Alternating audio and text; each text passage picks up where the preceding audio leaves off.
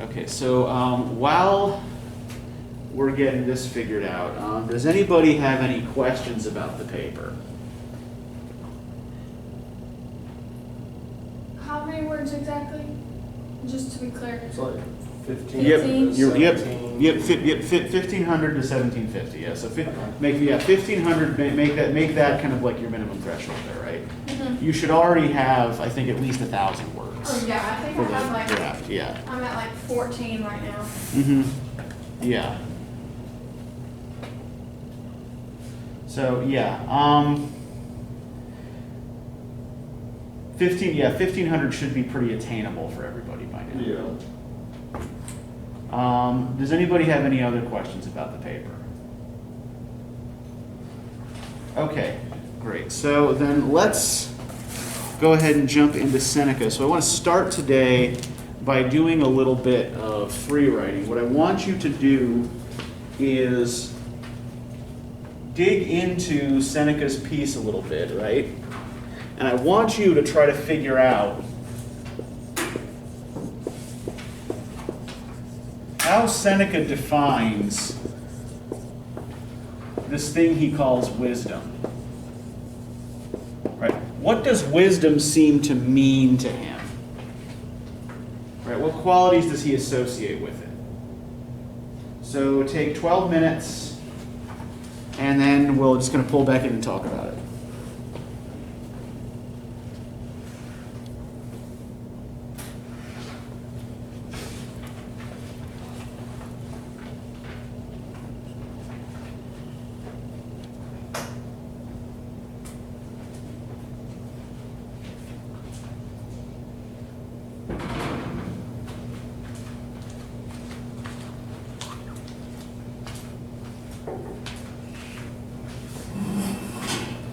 So we're starting with a free write, doing 12 minutes, and you're using the essay for the day to try to answer this question.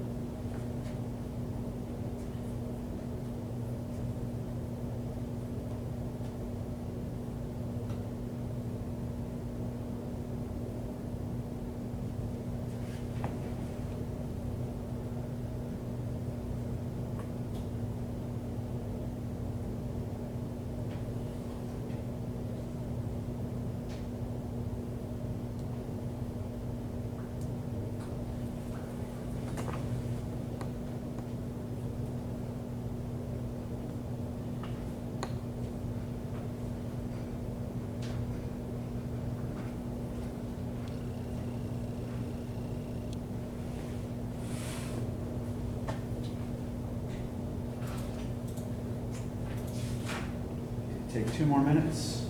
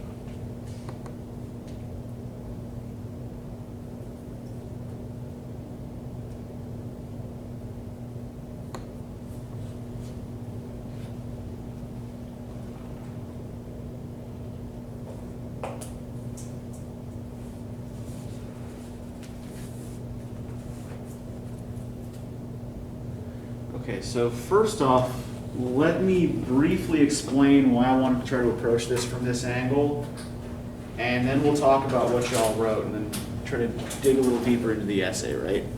So the reason I wanted you to try to define a particular term to start out here is in large part because, as we already know, right, language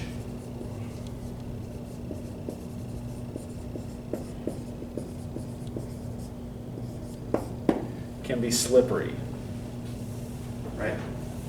Words that we think have clear and obvious meanings usually don't, right? Meaning is context dependent, for one thing.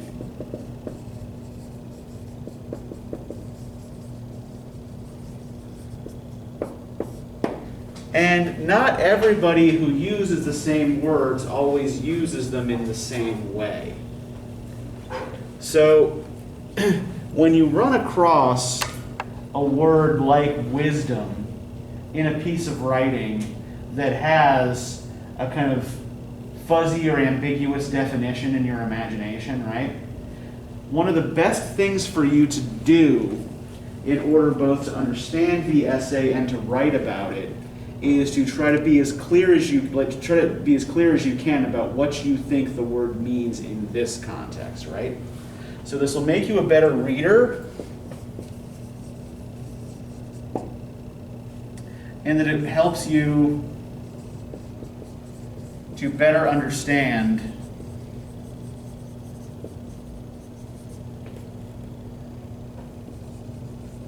really just about everything you read. Right? It'll give you a deeper trying to do this, trying to define these key terms will give you a deeper understanding of what it is you're looking at. And it'll also make you a better writer because it'll make you aware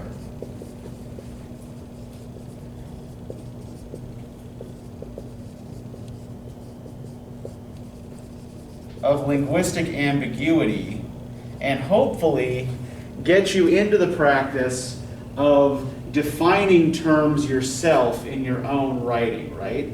So making it clear to your reader, for example, what you mean when you're talking about something like, say, wisdom, right?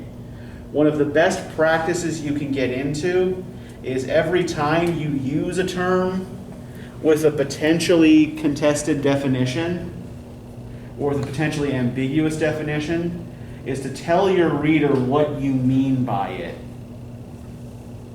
rather than letting them guess on their own. Now, Seneca seems to be writing to somebody who probably shares his definition of wisdom, right?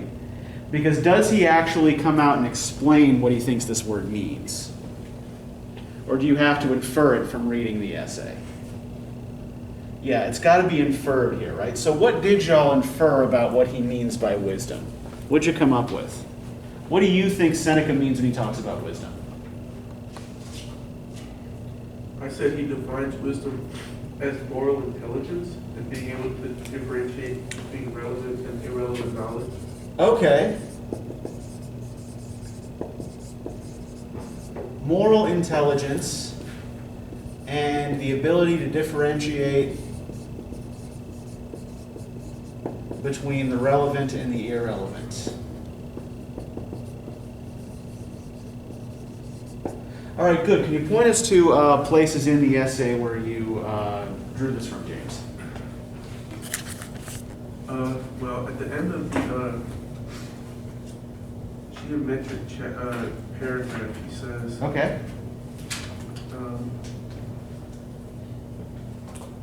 well, if you're such an expert, measure a man's soul, tell me how large or how small that is. Mm-hmm. You can define a straight line. What use is that to you if you have no idea what straightness means in life? To me, that means morality. Okay. And then he also says,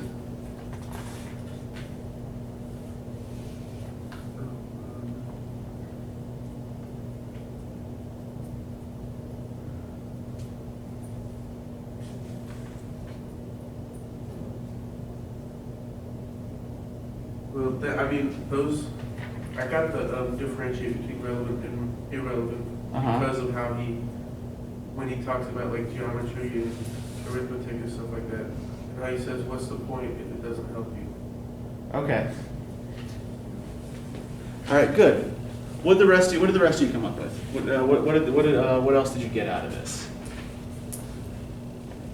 Very hard. I saw that he said that wisdom is backed by truth.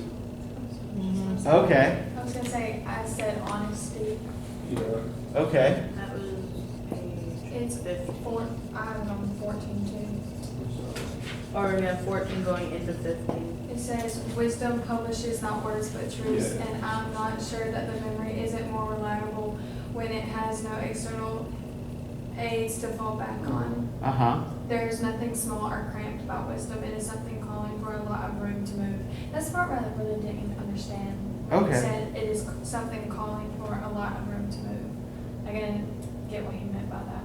Okay. Well, okay. So yeah. Let's think about this in terms of the kinds of questions that he was talking about. Things like literary scholarship and musical scholarship and geometry resolving at the beginning of the essay, right? So what sorts of things can you learn to do simply through geometry? Measure area. Yeah, you can measure. You can measure area, right? You can draw a straight line. You can, measure the diameter of a circle, shit like that, right? But what kinds of questions can you not use geometry to answer? He said the distance between stars. Okay, the distance between stars. Did you see where he said that? Which actually is something we can measure now, right? Yeah.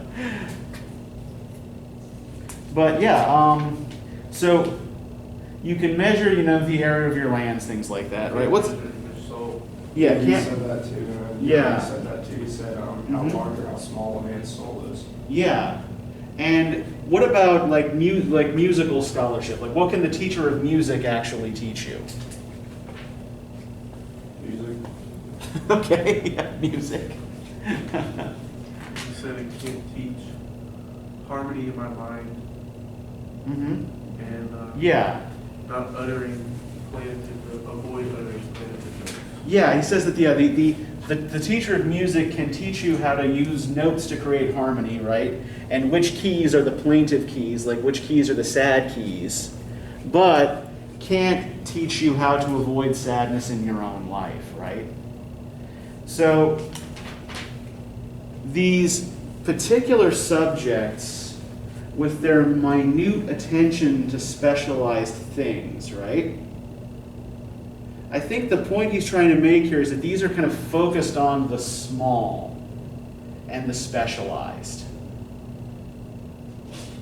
They're not focused on trying to answer these larger questions that he notes here on page 15, right?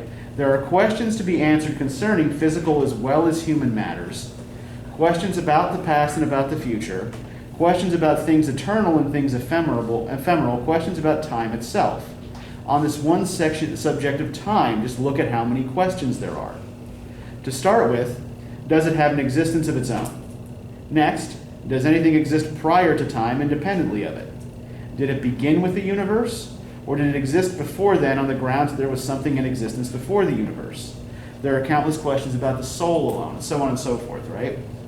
So, I think the point he's trying to make here about wisdom is that it's concerned with big existential questions, right?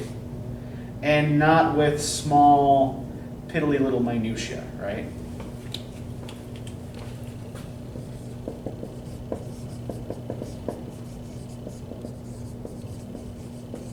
All right, what is time? What is the soul? How does one live a good life, right? Now, when he talks about, wisdom publishes words here but not truths, right?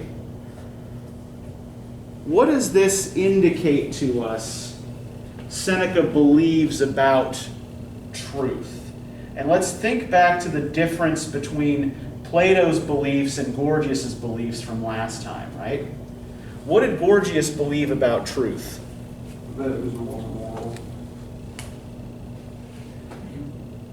Like he believes in like moral truths out of this whole argument with the whole situation going on. I think he said you can't know it. Yeah, so that's what we're talking about truth. We're talking about like the idea that there is like an absolute objective truth out there, right? And yeah, James is right here. What Gorgias's position is that you can't know absolute truth, right? Human beings are as flawed creatures, right? Do not have access to absolute truth. So the best we can do is make arguments about what we see and what we experience. Plato says bullshit, there is absolute truth, and we can get to it through discussion and argument. Which side of this argument do you think Seneca would back? Would he back Plato or would he back Gorgias? Plato. Okay, why do you think he'd back Plato, James? Well, he said that it publishes truths. So Yeah. you must think it's there. Yeah, so that in and of itself suggests a belief in absolute truth, right?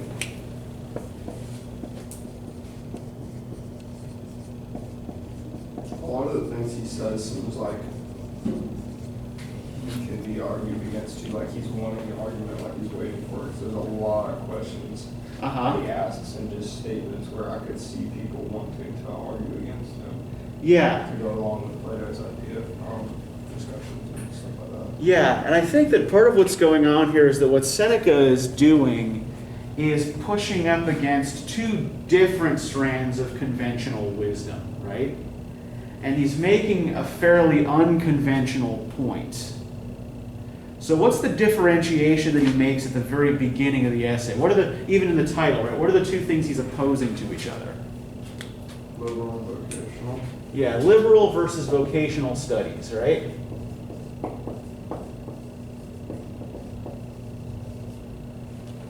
And what's the difference between these two things? You want his definition? Like what he thought liberal is? Yeah. Well, liberal's education for free, right? Yeah, the Latin word liber means free person, right? So liberal education, liberal arts, referred to the kind of education that was appropriate for specifically a free man, right? Because women typically weren't educated. And a free man was expected to be able to participate in civic life, right? So the basic idea of liberal studies, of the liberal arts, in Seneca's time, right? Wrong Roman, in Seneca's time was to prepare you to participate in public life, right? Now, what does vocational mean? When we talk about a vocation, what are we referring to? Trade. Yeah. When we talk about vocational education, for example, right? Or if you're like going to like put on a vocational track in high school, it means you've been put on the tech track, right? You've been put on the skills track, right? Rather than the liberal arts track. Yeah, like he says that, he says there are apprenticeship, not our real work. Yeah. So yeah, I think that's actually a good distinction here. That he makes this. He draws this comparison between apprenticeship Yeah. and work. Now we think of vocational skills, like for example, like if you go learn carpentry, right? And you're a carpenter, you think of that as work, right? But Seneca is thinking of that kind of work only as apprenticeship. Why does he regard this type of work as not really work? He said, well, to him, he says,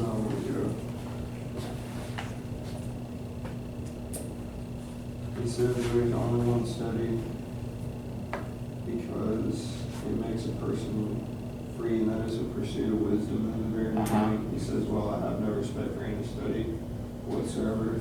Its end is the making of money. Yeah. So if either of these fields of study, right, And are they're used. making money anyways. Yeah.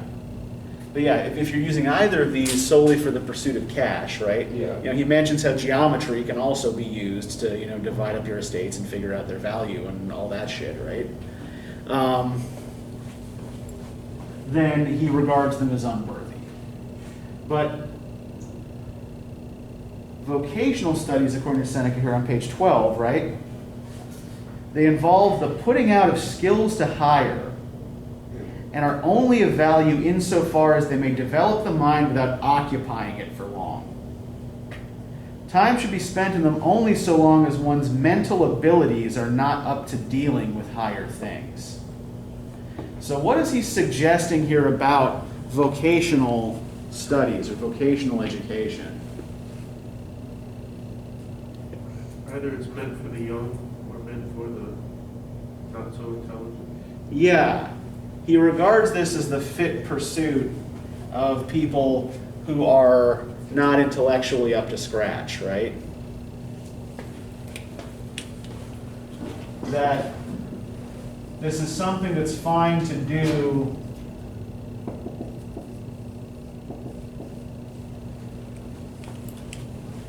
if you're simply you're trying to learn to discipline and occupy the mind, but it's not something that teaches you to think about higher things, right? And one thing I want to say here too is, I don't want it to sound like I am endorsing some of Seneca's attitudes here. I think there's a lot in this that is very deeply snobbish, for example, and that Seneca is writing from a position of pretty serious privilege.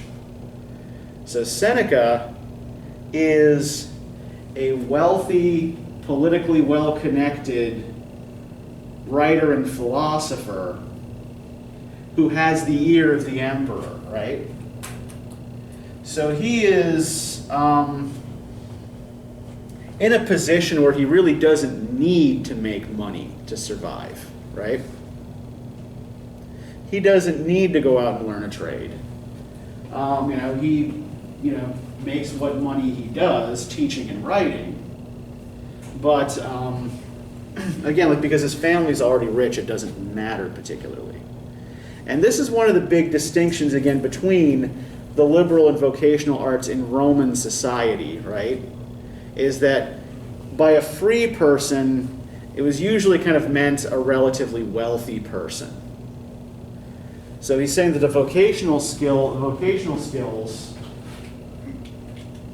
would be associated with the class of Romans who were known as plebeians, while the liberal skills or the liberal studies, or for the class who were known as patricians. Is anybody familiar with these terms? Anybody ever heard them before?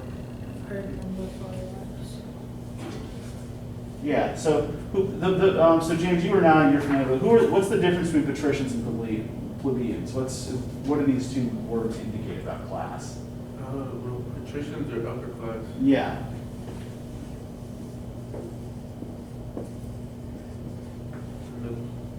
And it's just everybody else.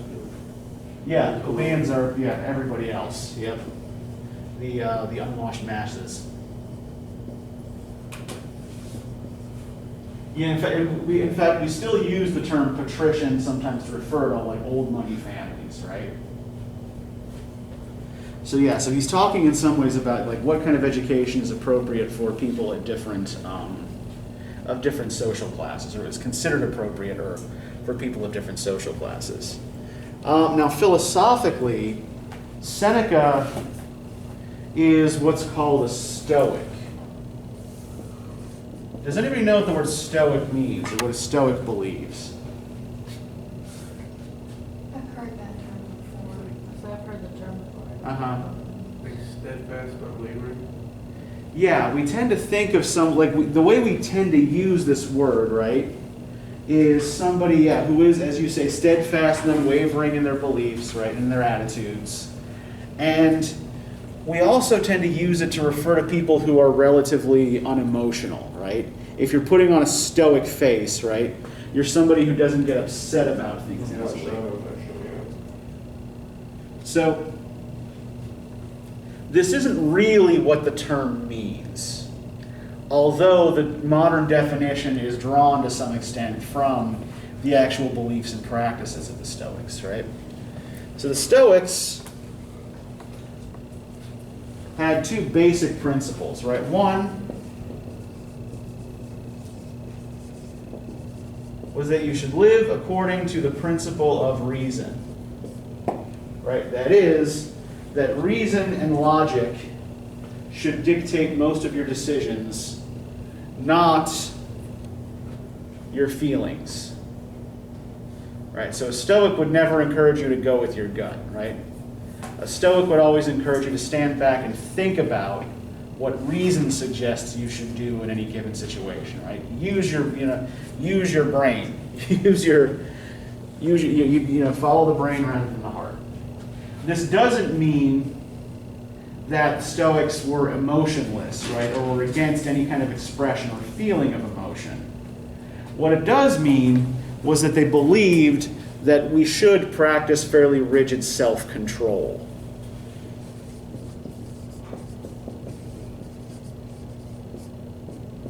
Right, that excessive emotions would throw your reason off balance and would thus cloud your judgment. The other thing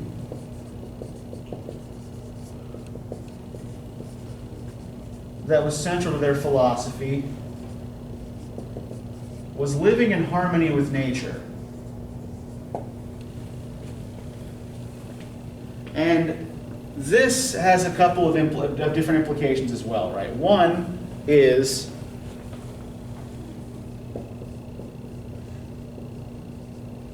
that you shouldn't get upset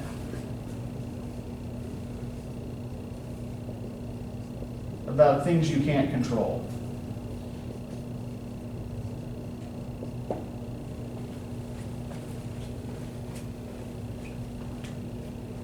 So, say your house is wiped away by a hurricane.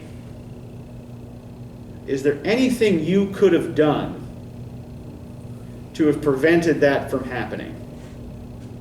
Apart from maybe living someplace where there aren't hurricanes. Yeah, so if there's nothing you can do to fix the situation, and nothing you could have possibly done to prevent it, right? A Stoic would argue that there's no reason to get upset about it, right? Because it's something that's beyond your control. We can see this principle on page 13 when Seneca is talking not about astronomy, right? Not about the actual, study of the physical solar system, right? But, well, and he wouldn't have thought of it as a solar system either, right? Because he believed in the geocentric model. And that's one thing. Any of y'all who are believers in astrology and sun signs, remember that these are systems that were developed when people still thought everything revolved around the Earth, right? It's a superseded model. Just going to throw that out there. But yeah, what he says here about astrology, right? I come now to the person who prides himself in his familiarity with the heavenly bodies, towards which quarter chilly Saturn draws, the orbits in which burning Mercury roams. What is to be gained from this sort of knowledge? Am I supposed to feel anxious when Saturn and Mars are in opposition, or Mercury sets in the evening in full view of Saturn, instead of coming to learn that bodies like these are equally propitious wherever they are, and incapable of change in any case? They are swept on in a path from which they cannot escape, their motion governed by an uninterrupted sequence of destined events, making their reappearances in cycles that are fixed.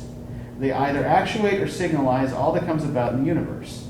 If every event is brought about by them, how is mere familiarity with a process which is unchangeable going to be of any help? If they are pointers to events, what difference does it make to be aware in advance of things you cannot escape? They are going to happen whether you know about them or not.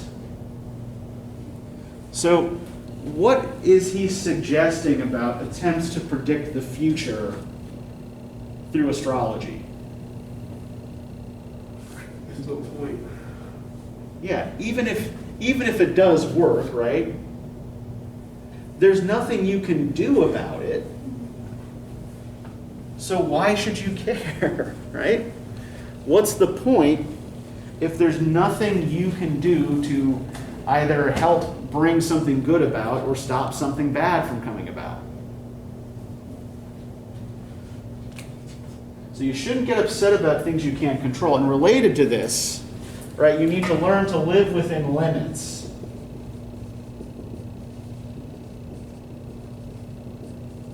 Right? Wisdom is big, wisdom is expansive, but everything else needs to stay within proper limits, right? You need to, in order to be happy, according to a Stoic, you need to understand the limitations, not just of the human person, right, but of what you are actually able to achieve. If you set yourself up to achieve enormous things, right, you set yourself unrealistic goals, then you are only going to fall. You're only going to be that more disappointed when they fail, right? This also means not having excessive desires. Right? Again, relatively easy for someone who has everything he needs to argue, right? But the basic point is that we should limit our desire for goods and for power and influence and things like that, and within reasonable, acceptable limits. To give you an example of this, can I get one of you to read on page 15 the paragraph that starts with, "But it's a nice thing surely to be familiar with a lot of subjects." Yeah, go ahead. But it's a nice thing, surely, to be familiar with a lot of the subjects. While in that case, let us retain just as much of them as we need. Would you consider a person open to criticism for putting superfluous objects on the same level as really useful ones by arranging on display in his house a whole array of costly articles, but not for cluttering himself up with a lot of superfluous furniture in the way of learning? To want to know more than is sufficient is a form of intemperance, apart from which this kind of obsession from the liberal arts turns people into pedantic, irritating, tactless, self-satisfied bores, not learning what they need simply because they spend their time learning things they will never need. The scholar Didymus Close wrote, enough. wrote 4,000 works. I should feel sorry for him if he had merely read so many useless works. In these works he discussed such questions as Homer's origin, who was Aeneas' real mother, whether Anacreon's manner of life was more than that of lecher or that a drunkard, whether Sappho slept with anyone who asked her, and other things that would be a better unlearned if one actually knew them. Okay, thank you. So, what's the basic point that Seneca's trying to make here in this paragraph about knowledge? Some things aren't worth learning. Yeah, that there's a lot out there that just isn't worth knowing, right? Does knowing things about the lives of these poets that this scholar Didymus mentions actually help us in any meaningful way to either, even to interpret these poets' works? Not according to him. Yeah, to him, this is all just kind of pointless minutia, right? That not only doesn't help us interpret these poets, but doesn't help us answer these bigger questions either, right? So I think what we see here is a kind of differentiation between knowledge and wisdom, right? They're not the same thing.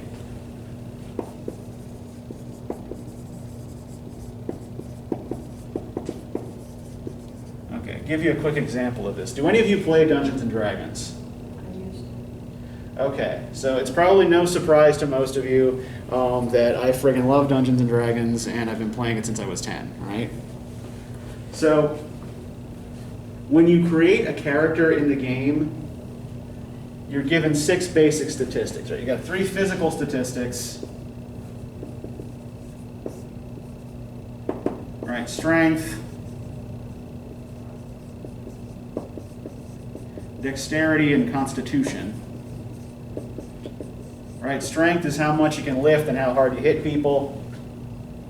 Dexterity is, your reflexes, your speed, your hand-eye coordination. Constitution is your general level of health and your endurance, right? You also have 3 mental stats. Intelligence,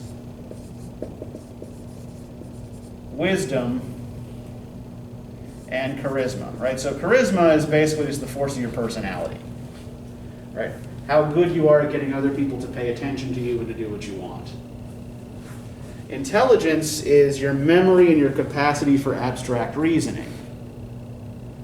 While wisdom is more like your sense of intuition, your awareness of your surroundings, and your connection to forces bigger than yourself, right? So within the game, right, wizards who are supposed to, memorize all kinds of long mathematical formulas and incantations to cast spells, have to have high intelligence. Wisdom is reserved for clerics who draw their powers from a god, or for druids who draw their powers from nature. So the reason I draw this out is because the game here is making the same distinction that Seneca is, right? That your ability to remember shit and to, reason abstractly has nothing to do with your ability to actually, understand and make a place for yourself in your world, right? If you just walk around with your nose in a book all the time memorizing things, you're probably going to trip over your own feet. At least Seneca would argue, right? I'm certainly not making the argument that you shouldn't know things. But I think, there is, some kind of wisdom here in knowing important things rather than knowing superfluous things, right? And I think it's also important to note here where Seneca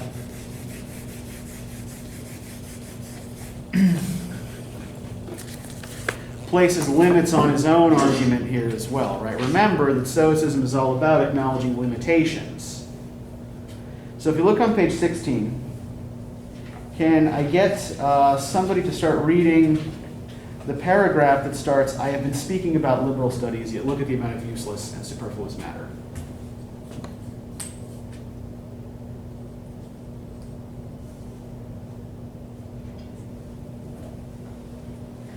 I have been speaking about liberal studies, yet look at the amount of useless and superfluous matter to be found in the philosophers.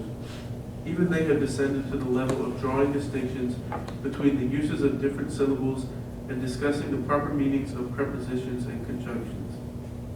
They have come to envy the philologists and the mathematician. They have taken over all the inessential elements in those studies. With the result, they know more about devoting care and attention to their speech than about devoting such attention to their lives. Listen and let me show you the sorry consequences to which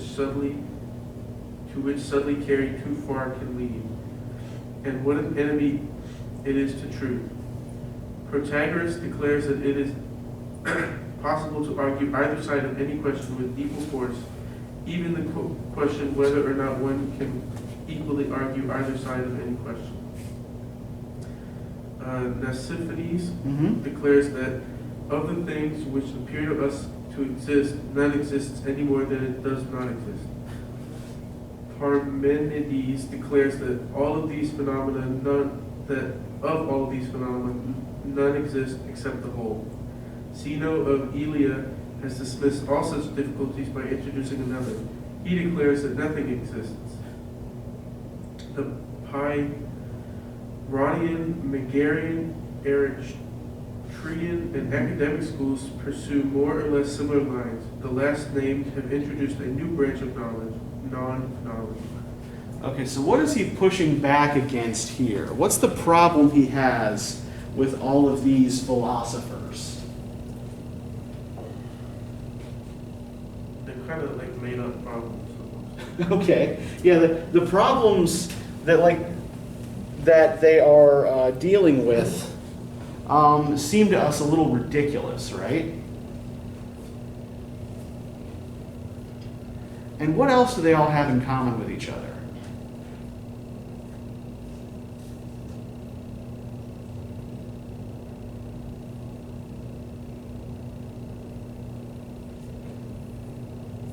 Apart from the fact that they all seem to be carrying their theories kind of like to the point of logical absurdity. You said what they have in common? Yeah, what do these other thinkers all seem to have in common with each other? What would they probably deny the existence of? Oh, a god? Maybe, right? Although Stoicism's fairly deity neutral.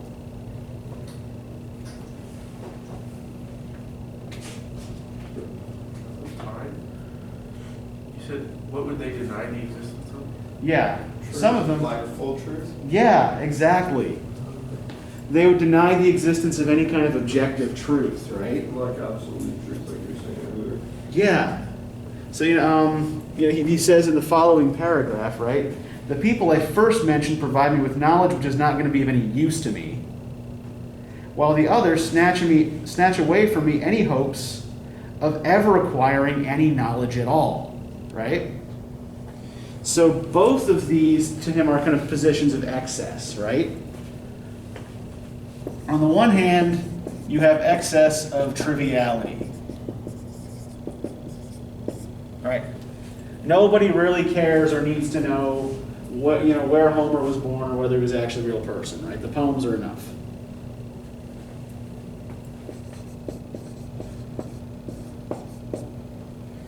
The other problem is excessive skepticism.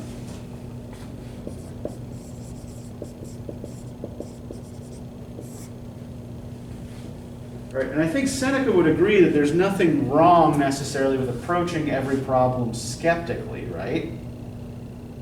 But when you take skepticism to its logical extreme,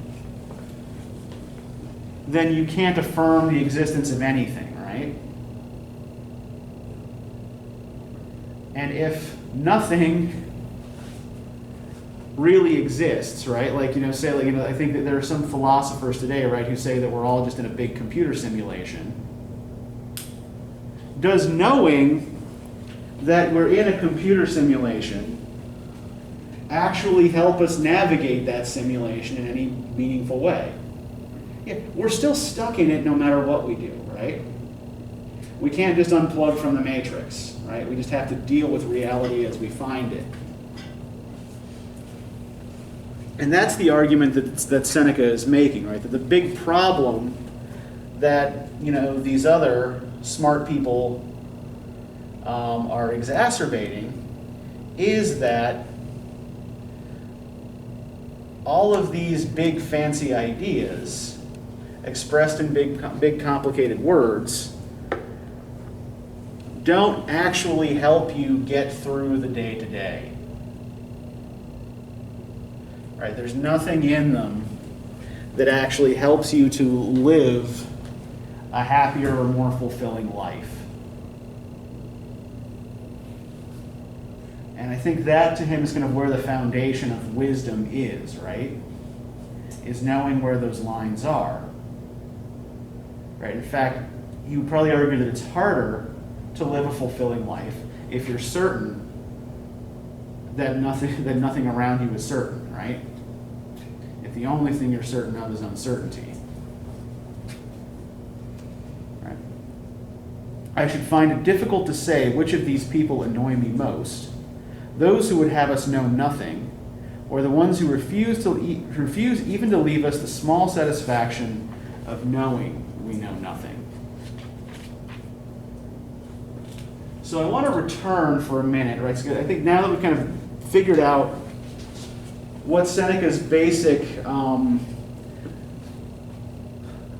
philosophical orientation is here, right? What his essential beliefs about the world are, to this distinction he makes between liberal and vocational studies, right? So vocational studies get dismissed fairly early on here, right? But is he 100% behind liberal studies either?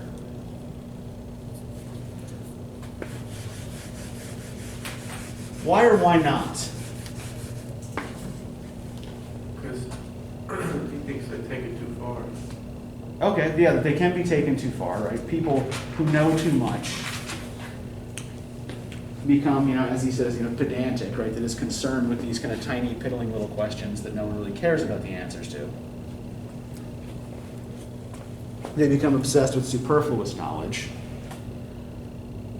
But what else? Let's look at these early paragraphs here. He was talking about the musical story.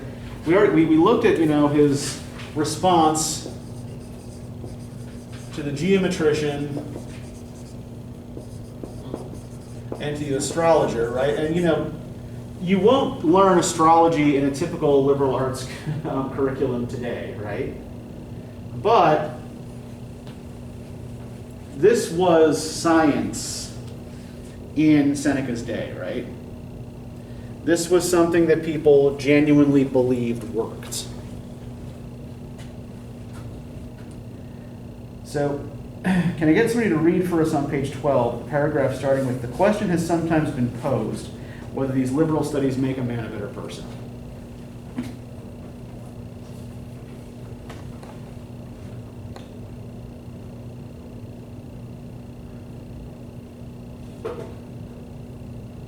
I'll read it. Thank you. The question has sometimes been posed whether these liberal studies make a man a better person, but in fact they do not aspire to any knowledge of how to do this, let alone claim to do it.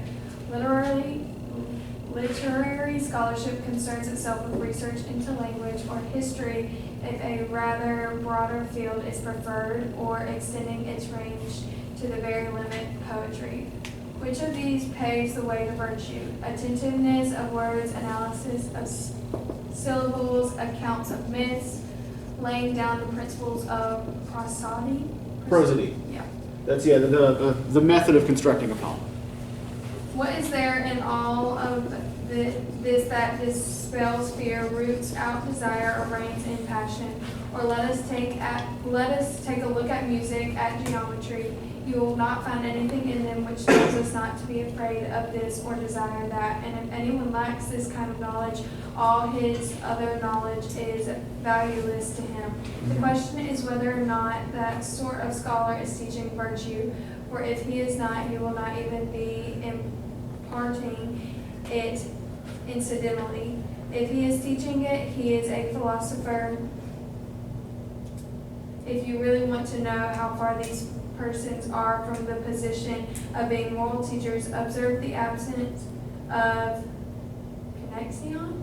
Yeah, just connection, yeah. Connection between all the things that they study. If they were teaching one and the same thing, is a connection would be evident. Okay, thank you, right? So I think, again, like connecting this to what he says about music and about, learning the plaintive keys and the harmonious notes and things like that. And what he says about geometry and, learning how to calculate the area of his lands, right? And thus mathematically determining how much money he can make from them.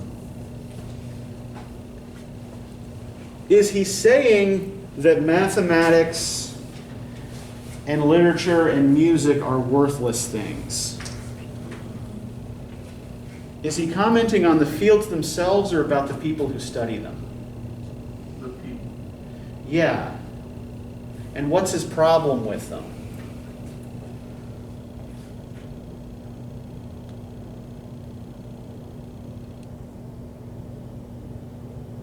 And if we look at literature, for example, right? Literature can give you good examples and bad examples of moral behavior, right? It can, awaken, it can, awaken your feelings and awaken your imagination, right?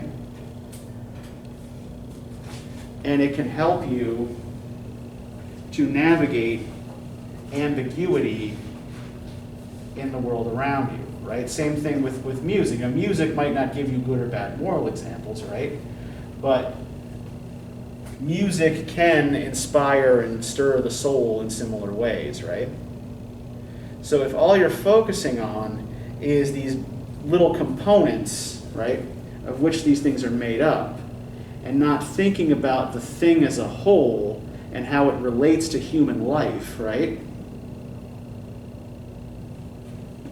then there's no real point. So his problem is not necessarily with these liberal fields themselves, right? It's with studying them as though they're vocational fields, or it's just like all this information that you have to learn to build a skill, rather than something you can learn to try to build a better life. And I think there's one more thing I want to point to, and I'll give you the reading questions for next time and let you go. Because I think he does give us a glimpse of what a better life looks like and what kind of values are involved in living a good life. Can I get somebody to read for us on page 14, the paragraph that starts with, "In this connection." And as we're reading this together, I want you to just see if you can pull out the values here that he thinks are important, right? In this connection, I feel prompted to take a look at individual qualities of character. Bravery is one which treats the contempt things ordinarily inspiring fear, Despising. despising the defying and demolishing all the things that terrify us and set chains on human freedom. Is she in any way fortified by liberal studies?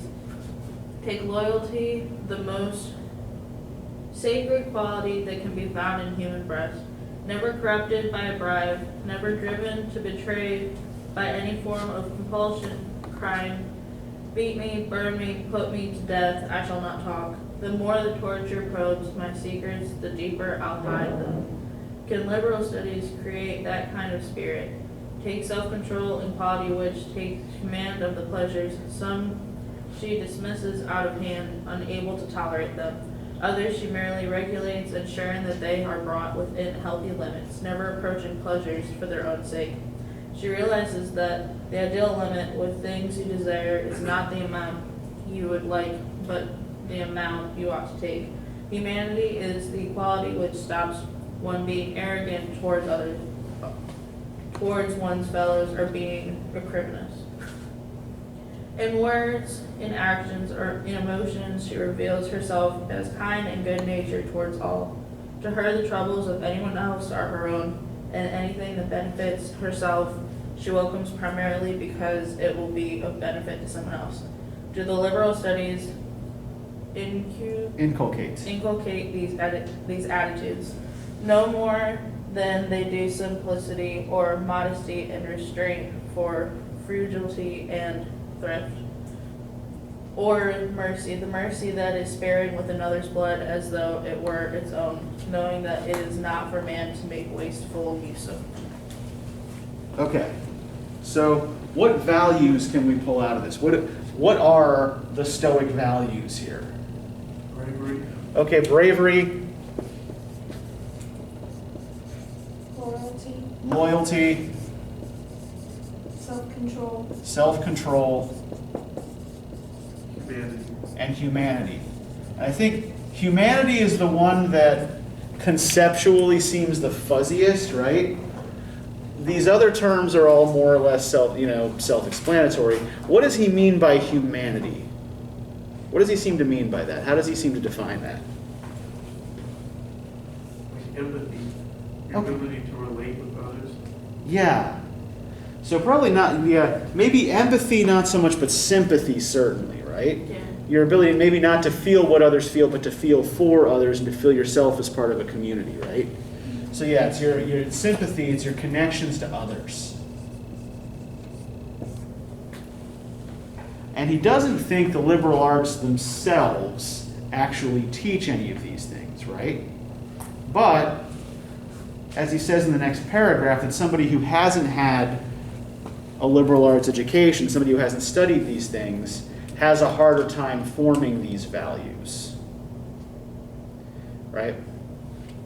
So while they don't teach these values themselves, they're important building blocks in creating a sense of morality. Like just as in, like, you can't have morality without food, right? Because you can't survive without food.